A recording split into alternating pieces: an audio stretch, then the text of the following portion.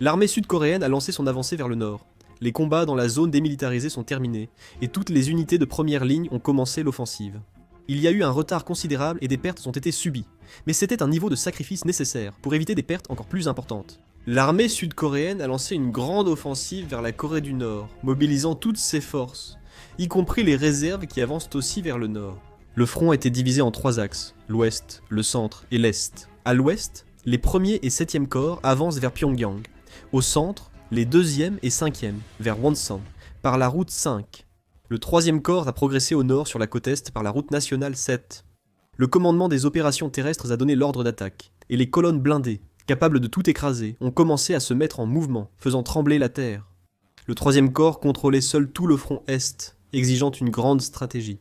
Le 3e corps, célèbre pour son entraînement intense, était quasiment la seule unité de l'armée nationale à combattre en Corée du Nord. Dans la région du mont Gyeomgang, l'unité du Scorpion et les 12e, 21e, 22e divisions avancèrent vers le nord. Après avoir franchi la zone démilitarisée, l'armée nationale a rapidement frappé les principales positions ennemies grâce à des manœuvres mobiles et à une stratégie de concentration de la puissance de feu.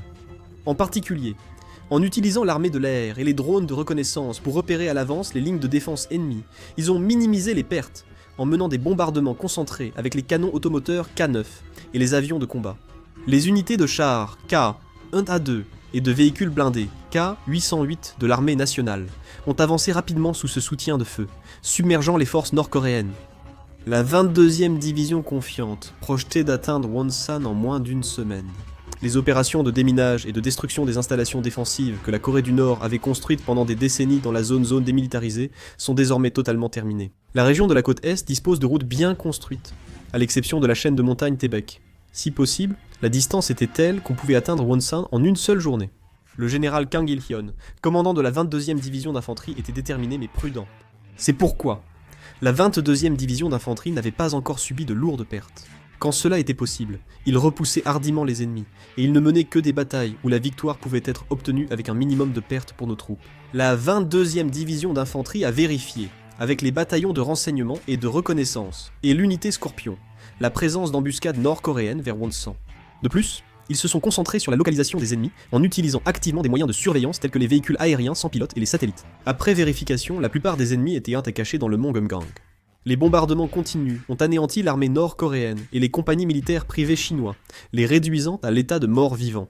Les forces aériennes 50 larguaient des bombes, tandis que les canons K9 bombardaient, rendant la scène infernale. Ils ont tellement bombardé encore et encore que la montagne était devenue chauve, au point qu'on aurait dit qu'un dragon était allongé là. Même la superbe montagne Gyeomgang brûlait, mais il fallait l'endurer pour limiter les pertes de nos troupes. Après plusieurs jours de bombardement, le 2 septembre, la 22e division d'infanterie a avancé vers Wonsan. Après avoir percé la ligne de défense de la zone démilitarisée, l'armée nord-coréenne n'a plus été capable d'opposer une résistance efficace. En raison de la puissance de feu écrasante de l'armée du Nord, toutes les positions nord-coréennes ont été complètement détruites, et même les tunnels creusés pendant des décennies ont été entièrement anéantis. Les compagnies militaires privées chinois étaient déjà parties, et la chaîne de commandement nord-coréenne effondrée. Dans certains cas, des bataillons entiers se rendaient en même temps, ce qui a même provoqué des débats sur la manière de gérer autant de prisonniers. Selon le droit international, les prisonniers ont été continuellement transférés en camions et bus vers des camps à l'arrière. Tant de soldats nord-coréens se rendaient en masse que jusqu'à 300 prisonniers arrivaient à la fois, et ils continuaient d'affluer même transportés en camions. Faute de ravitaillement à l'arrière, beaucoup se rendaient par faim. En Corée du Nord, malgré l'éducation idéologique, la faim rendait cette idéologie inutile. L'armée sud-coréenne peinait à gérer ses prisonniers, un phénomène présent dans tout le pays. Le transport des prisonniers par camion ou véhicules militaires était impossible, car ils étaient mobilisés pour les opérations. C'est pourquoi le ministère de la Défense a dû coopérer en urgence avec des compagnies de bus civils pour fournir des moyens de transport supplémentaires. Les principales compagnies de bus de Séoul, Busan et Daegu ont été mobilisées. Les bus rouges, bleus et verts, habituellement navettes ou touristiques, ont transporté les prisonniers. Dans les bus, des soldats sud-coréens armés surveillaient des prisonniers assis, mains attachées dans le dos. C'était impressionnant. Ils ont été transférés dans un camp de prisonniers situé dans la région du Gyeongsang. Comme on s'attendait à un grand nombre de prisonniers, le camp avait été construit de grande taille, mais des statistiques ont rapidement indiqué qu'il serait bientôt saturé. Les civils protestèrent en voyant ces bus transportant des prisonniers. Impossible de les accueillir chaleureusement, car ils avaient tué leurs enfants, familles et amis. Les avis divergeaient. certains refusant de protéger l'ennemi avec nos impôts, d'autres exigeant le respect de la Convention de Genève pour les prisonniers. Des milliers de prisonniers ont dû vivre dans des conteneurs et des tentes, et le nombre de ces conteneurs dans les camps de prisonniers a augmenté un par un, jusqu'à former plus tard un véritable village. La nourriture et l'aide médicale étaient fournies au strict minimum, conformément au droit international. Il fallait d'abord approvisionner nos propres soldats sur le front. Certains prisonniers ont été transférés dans des agences gouvernementales pour interrogatoire, ce qui nous a permis d'obtenir de nombreuses informations utiles, comme l'emplacement des installations nucléaires, la position actuelle de l'armée nord-coréenne et leurs informations diplomatiques. Par exemple, grâce à l'obtention de la position du commandant du 5e corps nord-coréen, nous avons pu lancer un missile Yunmu à cet endroit et réussir à éliminer le commandant du 5e corps nord-coréen, Chae Do-yong. Certains soldats sud-coréens étaient hostiles envers ces prisonniers. Ayant vu mourir leurs camarades au combat, il était naturel que les soldats sud-coréens ne restent pas indifférents et expriment parfois leur colère envers les prisonniers. De nombreux cas de violence et de torture persistaient. Certains soldats étaient brutaux avec les prisonniers, mais la police militaire et le commandement voulaient en d'autres respecter le droit international. De tels phénomènes continuèrent d'apparaître au milieu de cette guerre atroce, peut-être que c'était inévitable. La 22e division d'infanterie avançait vers le nord et croisait de nombreux soldats nord-coréens sans réel combat. Après quelques combats dans la zone démilitarisée en avançant vers le nord, la plupart des soldats nord-coréens en première ligne se rendaient après avoir déposé leurs armes. La 22e division d'infanterie a finalement commis une erreur en se relâchant. Voyant seulement des soldats nord-coréens se rendre, ils ont relâché leur vigilance, ce qui a conduit à une catastrophe. Les soldats nord-coréens, en larmes lors de leur reddition, ont soudain sorti grenades et explosifs de leurs vêtements et les ont lancés sur l'armée sud-coréenne. L'armée sud-coréenne a tiré sur les soldats nord-coréens, en reddition. Les explosions ont causé de nombreuses victimes. Des armes anti-chars ont été tirées depuis la montagne sur nos chars et véhicules blindés. Plusieurs étaient utilisés pour attaquer. Les nouvelles recrues, manquant d'expérience au combat, étaient certes déconcertées, mais les soldats aguerris ont réagi avec sang-froid. Heureusement, les armes anti-chars nord-coréennes n'ont pas causé de gros dégâts à nos blindés, mais montraient l'horreur de la guerre. Dans ce combat, 5 de nos soldats et 49 nord-coréens ont été tués. On a commencé à voir, un peu partout, des soldats nord-coréens feindre la reddition pour ensuite lancer des attaques surprises, tout comme les soldats japonais l'avaient fait contre les Américains autrefois. Dans ce contexte, certains soldats sud-coréens ont cessé de faire des prisonniers nord-coréens, car ils craignaient d'être tués s'ils tentaient de les capturer vivants. Les exécutions de prisonniers se sont multipliées. L'unité Scorpion était la plus au nord. Les éclaireurs nord-coréens l'ont vu avancer. Ils ont lancé une attaque de mortier, forçant l'unité Scorpion à se retrouver acculée sous les explosions successives à distance. En particulier, un petit détachement de l'unité Scorpion est devenu la cible et a subi une attaque concentrée. Ce petit détachement a rappelé les troupes pour réduire les pertes. Peu après, des soldats nord-coréens cachés à Gyeonggangsan ont tiré depuis la montagne, forçant le détachement Scorpion à riposter depuis une position désavantageuse. Plusieurs membres de l'unité Scorpion ont été abattus, mais les autres soldats ne leur ont pas porté secours. C'était la procédure à suivre. Le manuel précisait de se soigner soi-même, tant que l'ennemi n'était pas neutralisé. Car sans éliminer la menace, il risquait des pertes. Heureusement, grâce au niveau d'entraînement élevé de l'unité Scorpion, les soldats nord-coréens qui avaient tendu l'embuscade ont rapidement été neutralisés. Les membres de l'unité Scorpion ont entouré le soldat tombé et se sont repliés. Un commandant a tenté de localiser la source des tirs de mortier. Il a localisé la position facilement. Il a pu l'identifier, parce que l'endroit d'où les mortiers avaient été tirés n'était pas entouré d'arbres, mais était dégagé, ce qui permettait d'observer la zone à distance avec des jumelles. Il réarmait tôt les mortiers et se préparait à attaquer de nouveau. Le commandant ordonne d'envoyer la réserve pour attaquer la zone, et l'unité Scorpion fonce sur la montagne comme sur un terrain plat. L'unité Scorpion s'est approchée calmement des soldats nord-coréens, et les a éliminés un à un par des tirs précis. En seulement 30 minutes après avoir donné l'ordre, ils ont réussi à s'emparer de la position de mortier. L'unité Scorpion a réussi à capturer le mortier, la position fortifiée et la radio. Ils ont envoyé tout cela au quartier général pour collecter des infos. Alors qu'ils combattaient, l'unité Scorpion a contrôlé une zone du mont Gumgang et aidé le 3e corps à avancer vers Wonsan. L'unité Scorpion excellait dans ce combat en montagne. Quand il y avait beaucoup de forces ennemies sur la route, ils se déplaçaient dans les montagnes pour dépasser l'ennemi, puis l'encercler et l'attaquer par devant et par derrière. Ils ont effectué une manœuvre de contournement. Alors qu'ils éliminaient les positions et les troupes nord-coréennes un peu partout dans le mont Gyeomgang, l'unité Scorpion a été témoin d'une scène incroyable. Ils ont vu les troupes chinoises et les volontaires monter en masse sur des camions et se déplacer. Le 3e corps avançait vers le nord et était déjà à Jangjan. En une seule journée, ils ont parcouru 13 km à vol d'oiseau, à une vitesse vraiment impressionnante. À l'époque des croisades, la troupe de chevaliers de Richard Cœur de Lion avançait jusqu'à 16 km par jour, donc ils progressaient à une vitesse assez comparable. À ce rythme, ils auraient rejoint Wonsan en moins de 5 jours, grâce à l'absence de résistance nord-coréenne. La plupart se sont rendus ou ont fui, tandis que les forces obscures japonaises se sont cachées dans les montagnes. La compagnie de renseignement et les patrouilles de reconnaissance les ont découverts, puis tués ou capturés. La 22e division avançait très facilement, mais elle a rencontré un adversaire redoutable et inattendu. Soudain, des missiles anti-chars et des drones sont arrivés et ont frappé directement le blindé K-808. Le véhicule blindé a pris feu et la 22e division a été prise de panique. Ils ont lancé une contre-attaque, mais l'armée nationale manquait de puissance de feu. Il ne s'agissait pas de soldats nord-coréens ou de compagnies militaires privées chinois, mais de volontaires chinois. La Chine n'a pas envoyé officiellement son armée, mais a autorisé des volontaires à combattre sous cette appellation. Ils ont envoyé un grand nombre de troupes. Ils utilisaient les armes et tactiques russes les plus récentes pour harceler l'armée nationale avec des petites unités mobiles, des armes anti-chars et des drones. D'innombrables drones kamikazes ont envahi l'armée nationale, bien trop nombreux. La 22e division avançant le long de la route nationale 7 s'est heurtée aux volontaires chinois et a été entraînée dans le combat. Et un peu partout, on pouvait voir soudainement des engins explosifs improvisés exploser. Les drones ennemis explosaient, provoquant des pertes dans l'infanterie nationale, tandis que les snipers tuaient les soldats un à un. Les volontaires chinois se sont battus avec beaucoup de bravoure.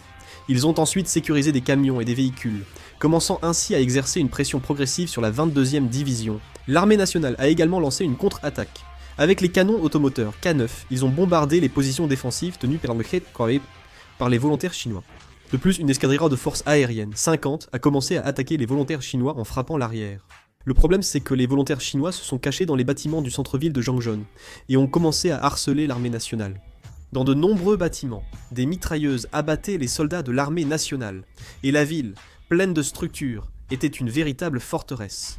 Les volontaires chinois employaient tous les moyens, comme grenades et fils-pièges, pour préparer des pièges mortels à l'armée nationale. Détruire tous les bâtiments de la ville était impossible, et comme véhicules et avions ne pouvaient éliminer les ennemis retranchés, cette mission revenait à l'infanterie. Dans ces conditions, l'armée nationale devait subir de lourdes pertes humaines et matérielles. De plus, avec les civils restés sur place qui se retrouvaient mêlés à tout cela, l'armée nationale se retrouvait dans une situation où elle ne pouvait ni avancer ni reculer. En outre, sans formation adéquate au combat urbain, beaucoup de soldats ignoraient comment réagir en ville. Les volontaires chinois ont utilisé les tactiques urbaines modernes apprises pendant la guerre en Ukraine. Ils ont créé des équipes mobiles pour des combats dispersés et positionné snipers, armes anti-chars et lourdes en hauteur pour stopper les chars et blindés de l'armée nationale. Ils ont utilisé des drones vus à la première personne pour cibler véhicules et infanterie, ralentissant l'armée nationale. Les drones vus à la première personne étaient aussi puissants que la 22e division avait du mal à pénétrer imprudemment dans la zone de Jangjeon. Rien que maintenant, plus de 20 soldats ont déjà été tués à cause des drones utilisés par les volontaires chinois. Pendant ce temps, l'unité Zhongal observait depuis le mont Geumgang la 22e division attaquer Yangjeon. L'unité Zhongal a décidé d'envoyer une partie de ses troupes à Jangjeon pour soutenir la 22e division. Il s'agissait d'un bataillon de la taille d'une compagnie. L'unité Zhongal était réputée pour être la meilleure sur le terrain. Il était maintenant temps pour elle de montrer ses compétences dans les combats urbains. En combats urbains, il vaut mieux s'infiltrer discrètement par les flancs ou l'arrière que d'attaquer de front. Et comme les bâtiments sont très rapprochés, il est important de se déplacer rapidement d'un bâtiment à l'autre et de lancer des attaques surprises. Par-dessus tout, la maîtrise du combat rapproché était essentielle. Les combats urbains se font souvent à 5-10 mètres de l'ennemi, et l'unité Zhongal s'y entraînait plusieurs fois par an. L'unité Zhongal, bataillon Hangi, n'a pas attaqué de front. Elle est descendue du mont Geumgang pour attaquer l'arrière et s'infiltrer calmement en ville. Il plaçait des équipes de snipers un peu partout, y compris à Han, en positionnant une équipe de snipers dans chaque immeuble de grande hauteur. Ils ont commencé à éliminer les positions de mitrailleuses ennemies dans le centre-ville de Jangjeon. Ils ont également commencé à identifier les ennemis à l'intérieur des bâtiments grâce à des équipements thermiques. Ils ont aussi commencé à utiliser efficacement de petits drones. Ils ont aussi envoyé une équipe de reconnaissance au nord pour anticiper d'éventuels renforts ennemis. Ils ont aussi formé de petites équipes d'assaut, chaque escouade inspectant les bâtiments un à un. L'unité Zhongal, en menant ses combats urbains, a découvert les faiblesses des volontaires chinois. Ils ont constaté que, bien que la ligne de défense principale des volontaires chinois soit solide, chaque point d'appui individuel était isolé et éloigné des autres. L'unité Zhongal a profité de cette faiblesse pour séparer et éliminer l'ennemi individuellement. La 22e division servait d'appât pour attirer les volontaires chinois, tandis que l'unité Zhongal s'infiltrait à l'arrière et prenait leur position successivement. À chaque position, les volontaires chinois avaient interposé des pièges, causant de nombreuses pertes. L'unité Zhongal a alors montré ses réticences. Les volontaires chinois ont résisté de façon acharnée, tirant frénétiquement avec leurs fusils jusqu'au dernier homme. L'unité Zhongal a rapidement sécurisé l'intérieur des bâtiments en avançant. Au centre-ville, les volontaires chinois résistaient fermement, et même l'unité Zhongal subissait forcément des pertes. Dans cette situation, en apprenant que Yangzhon-Eup était attaqué, les volontaires chinois ont décidé d'envoyer des renforts. Des troupes étaient réparties dans 5 camions. Leur nombre exact était inconnu, mais leur entrée en combat urbain aurait prolongé les affrontements. C'est pourquoi l'unité Zhongal, située dans la région nord, devait les arrêter. Grâce au fait que l'unité Zhongal avait organisé des équipes de reconnaissance un peu partout, ils ont pu les repérer rapidement. L'unité Zhongal attendait sur le toit d'un bâtiment occupé dans le nord de Yangzhon-Eup. Ils visaient avec un Panzerfaust. L'unité Zhongal a réagi aussitôt. Les escouades de tir, qui attendaient sur les hauteurs et sur les toits des bâtiments, ont ouvert le feu simultanément dès que les camions sont entrés dans leur champ de tir. L'unité Zhongal a frappé le véhicule de tête puis celui de l'arrière, bloquant toute avancée ou retraite. Puis ils ont éliminé un à un les camions du milieu, anéantissant les volontaires chinois. Les volontaires chinois qui se trouvaient dans les camions sont tombés dans la panique. Des soldats sautèrent des camions pour fuir, tandis que des volontaires chinois tiraient en l'air. Les équipes de snipers de l'unité Zhongal, voyant cela, éliminaient un à un les soldats en fuite. Finalement, ils ont réussi à neutraliser les 5 camions. C'est là qu'ils ont tué plus de 50 volontaires chinois. L'unité Zhongal n'a subi aucune perte, et ainsi, la réputation impressionnante de l'unité Zhongal s'est progressivement répandue même parmi les volontaires chinois. Par la suite, après avoir réussi à repousser même l'armée du Zhongyuan, l'unité Zhongal a coopéré avec la 22e division. La 22e division attaquait de front, tandis que l'unité Zhongal attaquait par l'arrière et les flancs, réussissant ainsi à anéantir les volontaires chinois qui résistaient. Un membre de l'unité Zhongal a abattu 45 ennemis lors du combat. Les Chinois focalisés sur la 22e division n'avaient pas anticipé l'infiltration de Zhongal à l'arrière. Sur les 12 points d'appui installés dans la ville de Yangzhon, 9 ont été complètement occupés, et 3 positions de mitrailleuses ont également été neutralisées par des tireurs d'élite. Grâce à l'unité Zhongal, la voie d'avancée de l'armée sud-coréenne a commencé à s'ouvrir en une seule journée. Au cours de cette opération, ils ont également réussi à capturer un commandant de bataillon des volontaires chinois. Quand le commandant de bataillon a rejoint la 22e division, son visage était marqué d'échymose. Mais c'est la guerre. Une réorganisation était nécessaire, car la consommation d'obus imposait un réapprovisionnement. La 22e division s'est réorganisée à Yangzhon et Gyeomgangsan, recevant des ravitaillements pour avancer vers le nord. La guerre ne consiste pas simplement à avancer continuellement en frappant le front. Il faut aussi penser à la fatigue des soldats, qui mènent les combats, ainsi qu'à leur approvisionnement. Il était nécessaire de calmer un peu la tension surchauffée, ne serait-ce qu'une journée.